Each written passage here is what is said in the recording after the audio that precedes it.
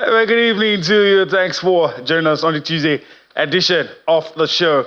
I'm Yemi Adebayo. Well, tonight on the show, we will be talking about the Nigeria Premier Football League. The international weekend is upon us. We will also be talking about the Super Eagles of Nigeria and the jostle for places at the next Africa Cup of Nations. We'll talk about all of that for you. We will also be taking a look at some of the things happening in your fast-paced, amazing and money-spinning world of sports. Tonight, we'd like to start the show differently. We'll be giving you a slice of handball, but I won't let the cat out of the bag. But when I introduce our guest in the studio, you will understand what I've been trying to say. Of course, it's a two-man show. My colleague, Austin Okonakpan, will be joining in, shortly. But let's move on with the show. Let me quickly introduce our guests. Yaya Owolabi joins us this lovely Tuesday evening. Yaya, greetings to you. Thanks for finding time to be with us on the show tonight. Yeah, good evening. Where do I even start from? You're an handball player, well-traveled, started from here. You're playing in one of the best handball clubs on the continent. You've seen it in Benin Republic. You've seen it in Nigeria. You've seen it in other parts of the continent. So, how did it all start for you? Let me start from there. Well, I formerly used to be a football player. So there was this time while I was young. So there was this time I was just going through, passing through Road Park, that's the Lagos State Youth Center. So I just went in there and I saw this kid playing handball. Then that was how I started. So to cut it short. Just like that? Yeah, sure. Just like that. You're the first person I'm seeing, and that's why I'm intrigued. Most boys love football. Yeah. I'm not surprised to hear you say that was what you started with. Sure. And you were able to make a career, turn it to a profession. So how did it all start? How did the journey begin? And what made you travel out of the shores of Nigeria to do this professionally? Yeah, well, from the beginning, when I joined, we are about, I think we are up to 50. So from the start, so I was, I joined late. So it's actually a very challenging, tough journey. So, with determination and me being athletic at first, playing football, so I was able to, to grab and, to cope and, get there. So I started from under 12, 15, 18, 20. Likewise, I represent Nigeria national team. I started from under 17. Then 28, we went to Handball World Cup in 2013. So from there, I graduated into the national team, 2014, 2015. So till date. All right.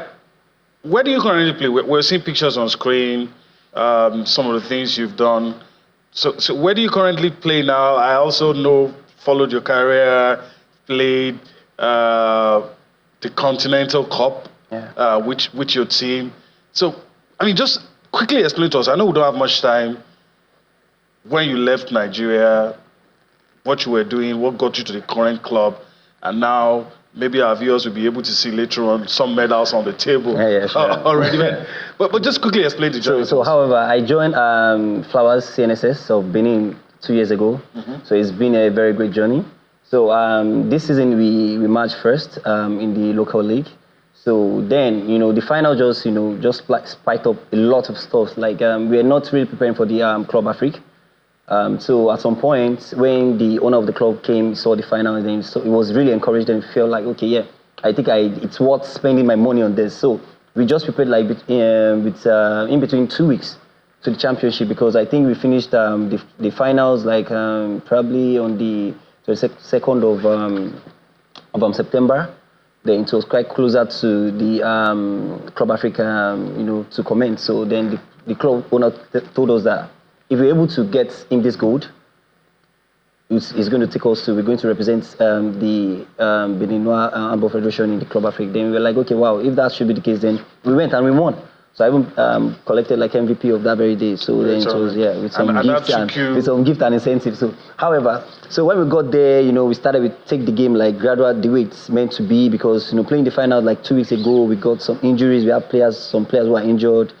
And even me too, I was really having an hamstring, so I was kind of coping with my matches and everything. So we were rising. So when we got to semi-final, it was really, we actually played against Montada of Morocco. So that's like the hosting team. So it was really massive, and spectators were almost 20,000. And the match was really intense. So when we won then it was really impressed too as well. All right. So we lost to Al-Ali in the finals. Okay, you lost to Al-Ali in the finals. Yeah. All right. My colleague is ready and he will join us in a bit, but let me ask you this as we prepare to wind up this interview. I'm very sure people have asked you this. When we're talking, I asked you as well. So why Benin Republic? Someone who started here, played all the age grade, saw handball in Nigeria. What can you say that the guys in Benin Republic have done that gives them the edge over Nigeria? And you're talking about influx of players leaving the shores of Nigeria and going to that country to play handball. Yeah, however, Nigeria Handball Federation are really trying their best. I really commend the current president, Samuel Ochew. So, however, when it comes to Benin Handball Federation, the only thing I see that they do different is they have like more foreign investors investing in their teams, right? You have individuals that have a club. Unlike my club now is being owned by an individual with the support of one of their the most biggest pension company in Benin. So likewise, we have their federation supporting each clubs. And their tournaments are longer. Yeah, and bigger. sure, yeah, definitely. So, okay. so they have like their federation supporting their team with huge amount of money for preparations and everything. So it's quite different. That's a huge factor. Yeah, sure, definitely. So these are the factors, right? So playing in Benin, well, I have a lot of offers even abroad and in Morocco, and even this one we went to, I have offers, but looking at something I've put in place in Nigeria, and it doesn't work, it's just leaving everything like that, because sports in Nigeria, we have been programmed to be like, okay, sports is sport, then you need to have a plan B. So I can't just leave everything then just decide to. Okay, so definitely, I have to play safe. That's interesting. All right, Yeah, sure. Let me bring in my colleague who's suited and ready now, and also greetings to you. Feel free to jump into this conversation. We have with us Yaya Owolabi. Of course, you know his story, and you've been following the conversation. Body greetings to you, Yemi, and of course, everyone joining us on the show. Yaya Owolabi, good to have you on the show to talk about handball, particularly because we've seen the rise of the sport in Nigeria in the last 5 years. Yemi has done a good job with questioning you, but tell me, what are the lessons we can learn from the North Africans? Morocco, Egypt, Tunisia seem to be doing so well with handball. From your experience, what are some of the things we can take back home and use it to develop the sport? Yeah, well, to start with, there's this factor that we can't, it's quite obvious when it comes to facility, right? So their indoor sport hall is quite different from the indoor sport hall we are seeing here in Southwest, to be precise. When it comes to the facility, when you look at the floor, when you look at the whole environment, it's quite different. So that alone is actually a very big factor, and it's really draining. Fantastic. You've just mentioned infrastructure, which is a basic need for sports development. I love it. Anything you'd like to tell us as regards your club career that we can hold on to as we look forward to, club handball in Nigeria getting to the heights where we want it to be? Well, I won't say much on that because, you can't give what you don't have. So when you look at most of the clubs in Nigeria, based on what I've said earlier, when it comes to monetary aspect of funding the club and everything, so it's not really draining because we need to start bringing in private investors into Nigerian Handball League.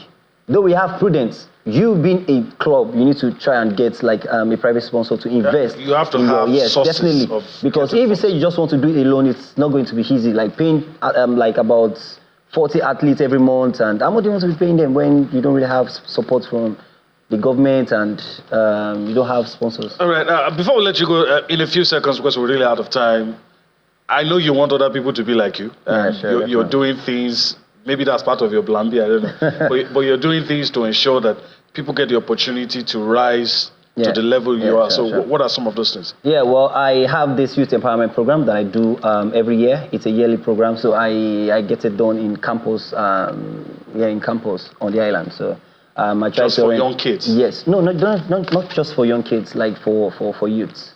Okay. So it's a youth empowerment stuff, and then we try and orientate and sensitize on domestic violence, sexual harassment, and drug abuse. And just a way to give back to the society. Yes, sure, definitely. And it's been running for about 5 years now. Okay, all right. That's good to hear. Owolabi, I want to thank you for your time on the show. We wish you well in your career. Yeah, thank you. Hopefully we'll do this again Thanks a lot, some other time.